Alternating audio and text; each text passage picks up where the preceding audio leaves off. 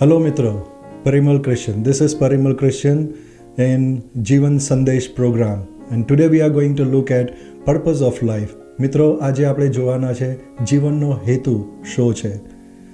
એક વસ્તુ વિચારીએ કે ઘણી બધી વસ્તુઓને ઉત્પન્ન કરવામાં આવે છે, ઘણી બધી વસ્તુઓને બનાવવામાં આવે છે, અને જેને બનાવવામાં આવે છે એનો પર્પઝ હોય છે, એનો હેતુ હોય છે. There are many things being created and made, and the one who is making that has the purpose and meaning for that. Just take an example of a cell phone. Cell phone is made by humans for human beings. આપણે mobile ફોનની વાત કરીએ. Mobile phone એ માણસે બનાવ્યું છે અને માણસના માટે બનાવ્યું છે. પણ જો એ મોબાઈલ ફોનની અંદર સિમ કાર્ડ ના હોય અથવા તો વોટ્સએપ એપ્લિકેશન ના હોય તો શું એ બહારના કનેક્શનની સાથે, નેટવર્કની સાથે કનેક્ટેડ રહેશે?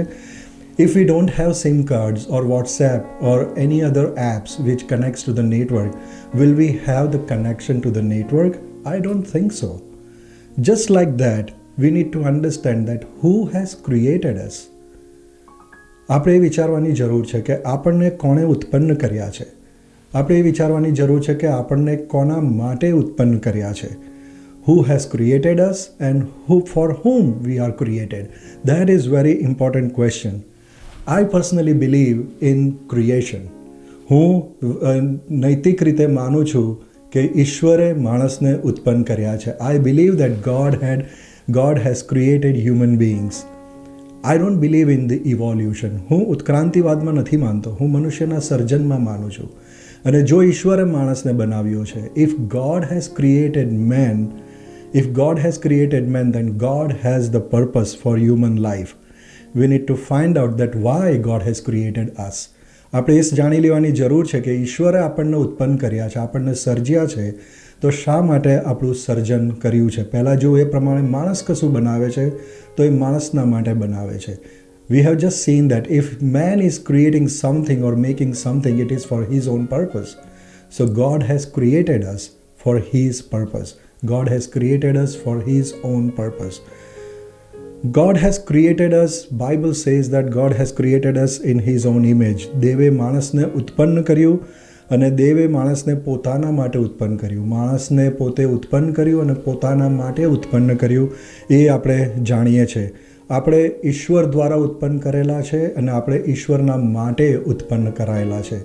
We are created by God and we are created for God. Yeah, this is the basic idea that we have been created by God and we are created for God's purpose. Now, if we see around, if we see the whole world around, are we living our life as if we are created by God?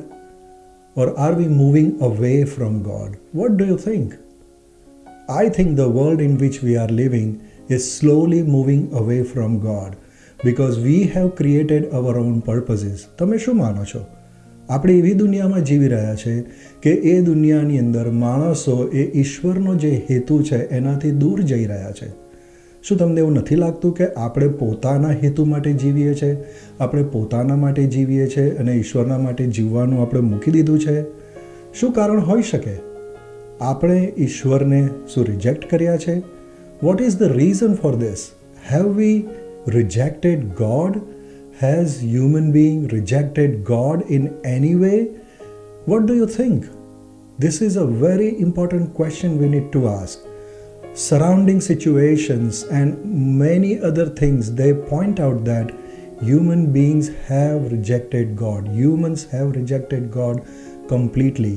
Yes, there are many different religions. Yeah, there are many ways humans have created so that he tries to reach us to God. Why that need to reach out to God? આપણે એ જોઈએ છે કે હા, માણસો સારા છે, માણસો સારા કર્મો કરે છે અને સારા કર્મો કરીને માણસ પોતે ઈશ્વર સુધી પહોંચવાની કોશિશ કરે છે. પણ શું માણસની સર્વ કોશિશો માણસને ઈશ્વર સુધી પહોંચાડે છે? જો ઈશ્વરે માણસને ઉત્પન્ન કર્યું છે અને જો ઈશ્વરે માણસને પોતાના માટે ઉત્પન્ન કર્યું છે અને જો માણસે ઈશ્વરને રિજેક્ટ કર્યું છે, તો શું કોઈ આશા છે ખરી કે આપણે પર્પઝ ઓફ લાઈફ ફૂલફિલ કરી શકીએ? If God has created human beings and if it is for his own purpose and if we have rejected God, then can we say that we are missing his purpose? Think about it. આપણે એ વિશે વિચારવાની જરૂર છે. હા, માણસે ઈશ્વરને reject કર્યા છે. કેમ? કારણ કે માણસે ઈશ્વરને પસંદ નહીં કર્યું, પણ પોતાને પસંદ કર્યું, પોતાની ઈચ્છા પ્રમાણે ચાલવાનું પસંદ કર્યું, પોતાની લાગણી પ્રમાણે ચાલવાનું પસંદ કર્યું. અને એનું કારણ એ છે કે માણસના મનની અંદર એ એટીટ્યૂડ આવ્યો, એ વલણ આવ્યું કે એણે ઈશ્વરને પસંદ ના કર્યો, પણ ઈશ્વર સિવાયની બાબતોને પસંદ કરી. We have been given choice and we have chosen to go against God. We have chosen to select ourselves over God, and that is the very, very devastating thing we have done. If we examine 28th century, it is being said that the most human beings are killed in 20th century. Why? Because 20th century is marked as the century when the human beings are far away from God. 20મી સદીની અંદર સૌથી વધારે માણસોને મારી નાખવામાં આવ્યા છે. 20મી સદી એ બહુ જ લોહિયાળ સદી થઈ છે. કેમ? કારણ કે એવું કહેવામાં આવે છે કે 20મી સદીની અંદર માણસો એ ઈશ્વરથી બહુ દૂર જતા રહ્યા છે. અલગ અલગ કારણો તેના છે, તેમાં આપણે જવાના નથી, પણ એ સાચી વાત છે કે માણસ ઈશ્વરથી જેમ જેમ દૂર જાય છે એમ એમ માણસ વધારે ક્રૂર બને છે.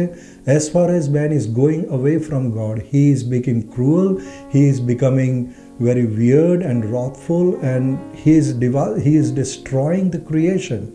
Is there any remedy? If this is the situation, can we get our purpose back? Because if, as we have seen, if mobile or cell phone has its purpose in being used by humans, if a mobile phone or cell phone is not being used by humans, then we say that it is not fulfilling its own purpose. Have we stopped fulfilling our purpose? The primary purpose of a human being is to connect with God. If the cell phone is there and cell phone is not connected to the network by SIM card, it is useless. Cell phone ની અંદર જો SIM card ના હોય તો એ useless છે. શું આપણે ઈશ્વરથી દૂર જઈને આપણા જીવનનો હેતુ ગુમાવી બેઠા છે?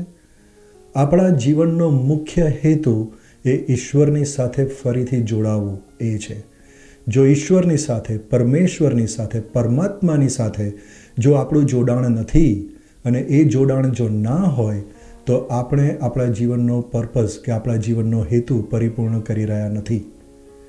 If we are not connected to the Almighty God, we are missing that purpose. Is there a way?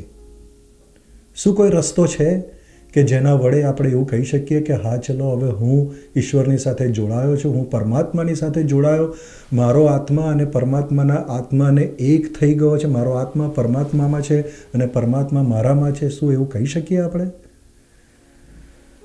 Suleman રાજા એવું કહે છે, બહુ વર્ષો પહેલાં જ્ઞાનીમાં જ્ઞાની માણસ થઈ ગયા અને સુલેમાન રાજા, the king Solomon, I am just referring to the wisest king on this earth, and he said the end of matter is be connected to God and obey him. Suleman રાજા એ પ્રમાણે કહે છે કે વાતનો સાર એ છે કે દરેક માણસે પરમાત્માની સાથે જોડાવવું જોઈએ. પરમાત્માની સાથે જે જોડાય છે એ એનો હેતુ પરિપૂર્ણ કરે છે. પણ એવું કેવી રીતે પરમાત્માની સાથે જોડાય? જો પરમાત્માની સાથે આપણે જોડાવવું હોય તો એમને એમ જોડાવાય? શું આપણા કાર્યો, આપણા પુણ્ય કર્મો, our good deeds, our awesome deeds of helping each other will take us and connect us to God? શું આપણા પુણ્ય કર્મો આપણને ઈશ્વરની સાથે જોડશે? શું વિચારો છો? What do you think? If we jump high, will we be able to reach clouds? જો આપણે બહુ મોટો જમ્પ લગાવીએ તો બી શું આપણે વાદળ સુધી પહોંચી શકીશું? આપણો કોઈ કૂદકો આપણને વાદળ સુધી પહોંચાડશે નહીં. There is no jump which will help us to reach to clouds. We need someone from above who can lift us up to reach to clouds. આપણે એવા કોઈક વ્યક્તિની જરૂર છે કે જે આપણને પકડીને ઊંચકીને વાદળ સુધી લઈ જાય. મારો કહેવાનો મતલબ એ છે કે આપણા કોઈ પણ પુણ્ય કર્મ આપણને ઈશ્વરની સાથે જોડી શકશે નહીં. જો ઈશ્વર પોતે આપણને જોડવાની ઈચ્છા રાખે, જો ઈશ્વર પોતે આપણને જોડવા માટે કશુંક કરે તો જ આપણે ઈશ્વરની સાથે જોડાઈ શકીશું. હું ગમે તે ધર્મ પાળું કે હું ગમે તે પુણ્ય કર્મ કરું, હું ગમે તે કરું પણ એનાથી હું ઈશ્વરની સાથે જોડાઈ શકીશ નહીં. Whatever I may do, if I do good works, I am not going to reach to God. If I follow any religion or any precepts of any religion and I do very good for humanity, my good merits are not going to connect me with God. How can I connect with God? And how can I fulfill God's purpose in me? We need to understand this very, very clearly. આપણે આ બાબતને બહુ આરામથી અને શાંતિથી સમજવાની જરૂર છે, કારણ કે આ બહુ મહત્ત્વપૂર્ણ બાબત છે. મહત્ત્વનું એ છે કે હું કેવી રીતે મારું કનેક્શન ઈશ્વરની સાથે ફરીથી જોડી શકું, કારણ કે મેં ઈશ્વરને રિજેક્ટ કર્યા છે, મેં ઈશ્વરનો વિરોધ કર્યો છે, મેં ઈશ્વરની સામે બળવો કર્યો છે. હવે હું કેવી રીતે ઈશ્વરની સામે ફરીથી જઈ શકું ને ઈશ્વરને સ્વીકારી શકું અને ઈશ્વરની સાથે કનેક્ટેડ રહી શકું? કેવી રીતે? How can I get connected to God if I myself have rejected, if I myself have gone against Him? Is there any way? Yes, there is a good news. There is a way. Because God is not a dictator. He is not a destroyer. ઈશ્વર એ dictator નથી. એ આપણનો નાશ કરવાની ઈચ્છા નથી રાખતા, કારણ કે એ આપણને પ્રેમ કરે છે. God loves us.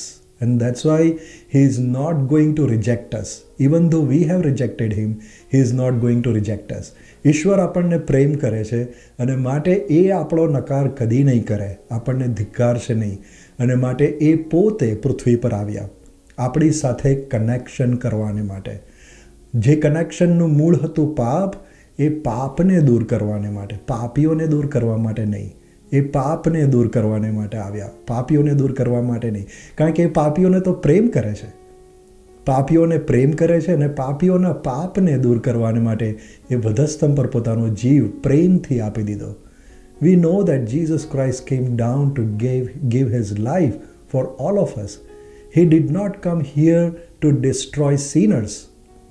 He did not come as a judge to judge us, but He came as a loving person. And He gave His life for us so that He will punish sin and not the sinner. And He will redeem sinners and He will punish sin. So He gave His life. He gave His life on the cross so that we can be connected to God again. So if I accept Him in my heart, the forgiveness which He gives, and I accept Him in my heart, then I get connected to God, because the sin in me is removed.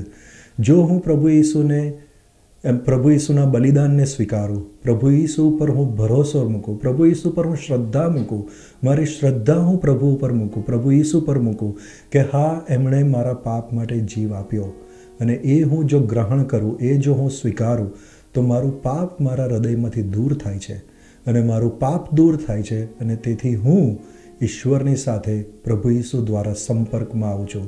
હું ઈશ્વરની સાથે જોડાઉં છું અને ઈશ્વરની સાથે જોડાઉં છું તો મારું કનેક્શન ફરીથી થઈ જાય છે. જેવી રીતે સેલફોનની અંદર સિમ કાર્ડ નાખીને કનેક્શન થાય છે, એવી રીતે જો હું ઈશ્વરને, પ્રભુ ઈસુને ગ્રહણ કરું તો મારું જોડાણ ઈશ્વરની સાથે થાય છે. અને જ્યારે મારું જોડાણ ઈશ્વરની સાથે થાય છે ત્યારે મારામાં એમનો પર્પસ પૂરો થાય છે. મારા જીવનનો હેતુ એ છે કે હું ઈશ્વરની સાથે જોડાયેલો રહું અને પ્રભુ ઈસુ ખ્રિસ્તના બલિદાનને સ્વીકારીને હું એ જોડાણ ફરીથી પ્રાપ્ત કરી શકું છું. ગુમાયેલું જોડાણ હું ફરીથી પ્રાપ્ત કરી શકું છું. This is a good news that the connection which I have lost because of my sin, that connection is getting renewed and getting reconnected by the great work of Jesus Christ on the cross. He forgives my sins. My sins are removed from me. And that's why I am connected to God. And once I am connected to God, my purpose is fulfilled, because He is going to lead me. He is going to show me what I need to do in my life. એક વખત હું ઈશ્વરની સાથે જોડાઈ જાઉં છું, એમની પર શ્રદ્ધા મૂકીને હું ઈશ્વર સાથે સંપર્કમાં આવું છું, તો ઈશ્વર મારી સાથે જોડાણમાં આવે છે. અમારું જોડાણ નવેસરથી થાય છે અને જોડાણ થયા પછી ઈશ્વર મારામાં વસે છે અને ઈશ્વર મારામાં વસીને મને ચલાવે છે અને એ રીતે મારા જીવનનો પર્પઝ ફૂલફિલ થાય છે, મારા જીવનનો હેતુ પરિપૂર્ણ થાય છે. This is the good news that we have lost connection with God, but if we accept Jesus Christ, and He is going to connect us with God.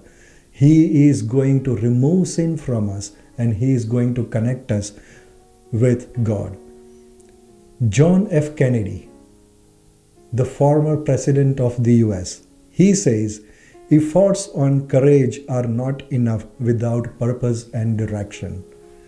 John F કેનેડીએ એ પ્રમાણે કીધું છે કે હિંમત અને પ્રયત્નો એ પૂરતા નથી દિશા અને હેતુ વગર. મતલબ દિશા અને હેતુ વગરનું જીવન એ ગમે તેટલા હિંમત અને પ્રયત્નો હોય તો પણ એ પૂરતું નથી. જ્હોન એફ કેનેડીનું કહેવું એવું છે કે જીવનમાં હેતુ હોવો જોઈએ અને હેતુ એ ઈશ્વરની સાથેના જોડાણ વગર શક્ય નથી.